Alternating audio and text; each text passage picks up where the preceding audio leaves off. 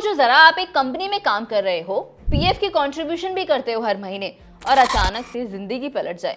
अगर एम्प्लॉय की डेथ हो जाती है तो फैमिली को क्या मिलेगा? सिर्फ पीएफ और पेंशन?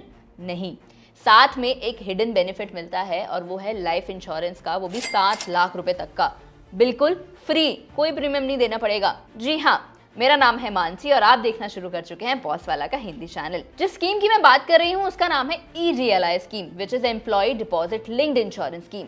आज मैं आपको एक बहुत ही सिंपल भाषा में समझाने वाली हूँ कि EDLI स्कीम क्या है, कौन एलिजिबल होता है, प्रीमियम कौन भरता है, कितना पैसा मिलेगा और क्लेम कैसे करना है। तो इस वीडियो को एंड तक जरूर देखना और सबके साथ जरूर शेयर कर देना, क्योंकि ऐसी कुछ गलतियां मैं आपको बताऊंगी जो मोस्टली लोग कर देते हैं, उन्हें पता ही नहीं चलता है और बाद में फैमिली को भुगतना पड़ता है, जहाँ पे लाखों का नुकसान हो जाता है।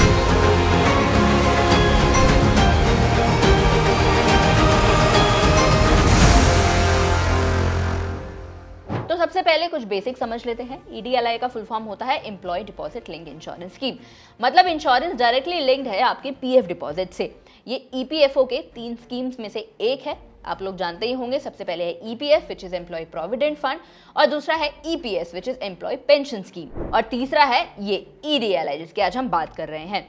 ये स्कीम 1976 में शुरू की गई थी। ये एक ग्रुप इंश्योरेंस स्कीम होती है, मतलब जो करोड़ों लोग जो हैं, जो पीएफ मेंबर्स हैं, उनका एक ग्रुप बनता है और सबको ऑटोमेटिकली कवर मिलता है। आपको अलग से अप्लाई करने की जरूरत नहीं पड़ती है इसमें। सबसे बड़ी बात इसमें ये है कि एम्प्लॉय को कुछ भी प्रीमियम नहीं देना पड़ता, जीरो कॉस्ट। पूरा प्रीमियम आपका जो एम्प्लॉयर है वो भरता है, और प्रीमियम कितना होगा? सिर्फ 0.5% of your PF wage. Example से समझा देती हूँ कि मतलब आपका बेसिक और डियरेस्ट अलाउंस जो है वो 10,000 रुपए है, तो एम्प्लॉयर सिर्फ 50 रुपए EDLI स्कीम में डालेगा। लेकिन ध्यान रहे, कैलकुलेशन मैक्सिमम वेज जो है वो 15,000 तक हो सकती है, और जो इसका मैक्सिमम प्रीमियम भरा जा सकता है वो 75 रुपए ही भरा जा सकता है। एलिजिबिलिटी की अगर बात करूं तो ये बहुत सिंपल प्रोसेस है। अगर आप पीएफ मेंबर हैं तो आप ऑटोमेटिकली कवर हो जाते हैं। जब तक कंपनी पीएफ कंट्रीब्यूट कर रही है तब तक आप कवर में रहेंगे। कुछ कंपनीज ऐसी हैं जो अपना ग्रुप इंश्योरेंस जो है वो खुद से देती हैं, जो EDLI से बेटर भी होता है। ऐसी कंपनीज एग्जेम्प्ट हो सकती हैं EDLI से, लेकिन ये बहुत कम और रेयर केसेस में होता है। एक मिथ क्लियर कर दूं अगर अब, तो एक बहुत जरूरी बात यह है इसमें कि 12 मंथ्स की कॉन्टिन्यूस सर्विस की कंडीशन नहीं लगती है इसमें। बहुत लोगों को लगता है कि ऐसा होता है। तो अगर आप 12 महीने से कम भी काम कर रहे हैं तो फैमिली को बेनिफिट क्लेम जो है वो मिलेगा, वो ले सकते हैं। बस अमाउंट थोड़ा कम हो सकता है कंपेयर टू जिन्होंने 12 महीने की सर्विस पूरी कंप्लीट करी है। तो उसके साथ साथ ना हमें अपनी फैमिली के बारे में भी सोचना चाहिए, उनके फाइनेंशियल फ्यूचर के बारे में भी सोचना चाहिए। और अगर हम घर में अकेले कमाने वाले हैं तब तो और ज़्यादा सोचना चाहिए कि भाई अगर हमें भगवान ना चाहे हमें कुछ हो जाता है तो हमारी फैमिली का ख्याल कौन रखेगा पीछे से। हम अकेले कमाने वाले हैं, हमारे पास मेरी फैमिली का मेरे पीछे से अगर कुछ भी फाइनेंशियल सपोर्ट नहीं हुआ तो वो कहाँ जाएंगे। तो इसीलिए आपकी एक और बेस्ट इन्वेस्टमेंट जो है वो इंश्योरेंस में होनी चाहिए, और इसमें आपकी मदद कर सकता है एक्सिस मैक्स लाइफ का स्मार्ट टर्म प्लान प्लस, जहां पर आपको 1 करोड़ तक का लाइफ कवर मिलता है, वो भी सिर्फ 578 रुपीज़ पर मंथ प्रीमियम पर। फर्स्ट ईयर 15% डिस्काउंट मिलता है फॉर सैलरीड इंडिविजुअल्स, और 15% फर्स्ट ईयर डिस्काउंट, साथ ही साथ एडिशनली 15% लाइफ टाइम डिस्काउंट मिलता है for working women. 3 hours claim settlement guarantee ये लोग देते हैं, और इनका क्लेम सेटलमेंट रेशो भी 99.7% का है। इनके पास एक स्पेशल एग्जिट वैल्यू बेनिफिट भी है और एक स्मार्ट कवर भी। इसके बारे में और भी जानकारी लेने के लिए लिंक डिस्क्रिप्शन में दिया गया है, जाकर जरूर चेक करना। अब एक और सबसे इंपॉर्टेंट बात ये आती है कि कितना पैसा मिलेगा। एग्जाम्पल से लेके समझा देती हूँ। तो भाई इसकी कैलकुलेशन आप दे सकते हैं स्क्रीन पर कि एवरेज मंथली सैलरी को मल्टीप्लाई करना है 35 से, इसको कैप किया गया है 15,000 पर, और इसमें ऐड किया जाएगा बोनस जो फिलहाल 2.5 लाख रुपए है। मैक्सिमम पॉसिबल पे आउट जो मिलेगा आपको 7 लाख का मिलेगा, और मिनिमम एश्योर्ड जो मिलेगा वो 2.5 लाख का मिलेगा। तो अगर आपकी सैलरी 10,000 है, आपका पीएफ बैलेंस 1 लाख मान के चलते हैं अगर, तो 35 को मल्टीप्लाई करेंगे तो 3.5 लाख रुपए वो बनता है, और इसमें आपको बोनस मिलेगा 2.5 लाख का, तो टोटल पे आउट जो आपको मिलेगा वो 6 लाख का मिलेगा।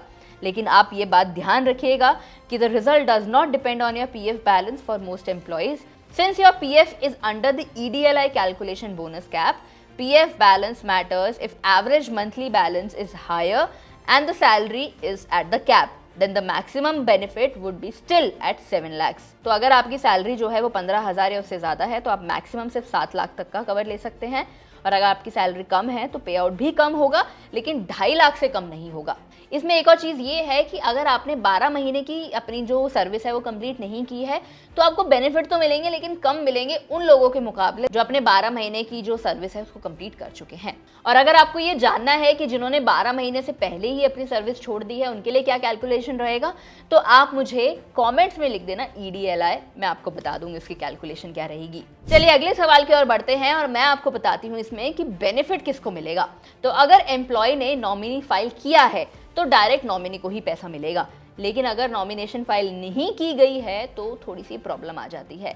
फिर लीगल हायर्स को क्लेम करना पड़ता है और जिसमें कोर्ट के भी चक्कर लग जाते हैं, कुछ डॉक्यूमेंट्स भी वो लोग एक्स्ट्रा मांगते हैं, प्रूफ वगैरह उनको चाहिए होते हैं, तो वो वाली सारी चीज़ें आ जाती हैं। लेकिन अगर आपका लीगल हायर माइनर है तो पैसा जो है वो गार्जियन के अकाउंट में ट्रांसफर किया जाता है। इसलिए हमेशा एक गोल्डन रूल याद रखना कि आपको अपने नॉमिनी को अपडेट करके रखना है, वरना फैमिली को बहुत अननेसेसरी प्रॉब्लम्स आ जाती हैं जिसकी रिक्वायरमेंट भी नहीं होती। अब सबसे इंपॉर्टेंट चीज़ ये है कि क्लेम करना कैसे है। भाई ये सारा तो आपने बता दिया, लेकिन अब पैसा कैसे मिलेगा, तो इसके भी 2 तरीके हैं, ऑनलाइन प्रोसेस भी है, ऑफलाइन प्रोसेस भी है। अगर ऑनलाइन अगर आपने नॉमिनी फाइल किया हुआ है तो आपको सिर्फ EPFO मेंबर पोर्टल पर जाना है, वहां पर अपने UN नंबर और आधार OTP से लॉगिन करना है। कुछ डॉक्यूमेंट्स वो लोग मांगेंगे जैसे कि death certificate, cancel cheque, ID proof वगैरह, वो वहां पर आपको अपलोड कर देना है, फॉर्म को सबमिट कर देना है। फिर अपने आधार से साइन जरूर करना है, वहां पर आपका जो भी स्टेटस रहेगा वो आप ट्रैक कर सकते हैं उसी पोर्टल से। फिर ऑफलाइन प्रोसेस होता है अगर आपने नॉमिनी फाइल नहीं किया हुआ है तो इसके केस में आपको कॉम्पोजिट डेथ क्लेम फॉर्म को डाउनलोड करना पड़ता है, या फिर आप जाकर लेकर आ सकते हैं PF ऑफिस से। वहां पर उस फॉर्म के साथ में आपको कुछ सेल्फ अटेस्टेड डॉक्यूमेंट्स जो है वो लगाने पड़ते हैं। एम्प्लॉयर का सील और साइन लगता है। अगर कंपनी बंद हो गई है तो किसी भी गजेटेड ऑफिसर या फिर बैंक मैनेजर से आप साइन करवा सकते हो। लोकल PF ऑफिस में जाकर आपको वो फॉर्म जो है वो सबमिट कर देना है। देखो लॉ ये कहता है कि PF का क्लेम जो है ना PF ऑफिस आपको 30 दिन में दे देगा, सेटल करना पड़ता है उनको। अगर वो लोग डिले करते हैं तो आपको 12% का इंटरेस्ट भी वो लोग देंगे। अब कुछ गलतियां बता देती हूँ जो लोग करते हैं। देखो बहुत सारी फैमिलीज को ना प्रॉब्लम फेस करनी पड़ती है क्योंकि उन्हें HR या फिर एम्प्लॉयर गलत गाइडेंस दे देते हैं, या फिर उनकी ही साइड से कोई ना कोई गलती हो जाती है। एग्जाम्पल से समझा देती हूँ कि कोई एम्प्लॉय है, वो हॉस्पिटल में एडमिट था और 15 दिन से ऑफिस नहीं आया, तो उसकी अनफॉर्चुनेट डेथ अगर हो जाती है तो HR ने एग्जिट फॉर्म में जो रीजन लिखा उसको लेफ्ट जॉब लिख दिया, हालांकि उनको लिखना चाहिए था कि डेथ एट सर्विस या फिर डेथ अवे सर्विस। अगर वो सही रीजन लिखेंगे तभी फैमिली क्लेम कर पाएगी। अगर गलत हो जाएगा तो फैमिली को बहुत प्रॉब्लम्स आते हैं और कई केसेस में तो क्लेम भी नहीं मिलता है। तो अगर आपको EDLI के बारे में कुछ चीज़ें याद रखनी है तो वो ये है कि सबसे पहले तो ये एक फ्री लाइफ इंश्योरेंस कवर है जो आपके PF के साथ में लिंक्ड होता है। दूसरा ये कि एम्प्लॉयर जो है वो प्रीमियम भरता है, आपको इसमें एक भी पैसा नहीं देना है। इसमें आप मैक्सिमम बेनिफिट 7 लाख रुपए तक का ले सकते हैं। शॉर्ट सर्विस में भी इसका फायदा उठाया जा सकता है, लेकिन थोड़े कम पैसे मिलेंगे, लेकिन फायदा जरूर मिलेगा आपको। और आपको अपना नॉमिनी जरूर अपडेट करते रहना है, वरना बाद में बहुत प्रॉब्लम्स होती हैं, बहुत चक्कर लगाने पड़ते हैं। और अगर एम्प्लॉयर्स को एग्जिट रीजन सही फाइल में नहीं मिल रहा है तो आपको इस बात का ध्यान रखना है कि उन्होंने सही तरीके से ही फाइल किया हो। फिर आपको ये ध्यान रखना है कि बहुत कम लोग इस स्कीम के बारे में जानते हैं, लेकिन अपनी फैमिली के लिए अगर आप चाहते हैं ना कि एक लाइफ सेवर बनकर जाएं तो ये फॉर्म या फिर इस स्कीम के अंडर आप ज़रूर अप्लाई कर दीजिए।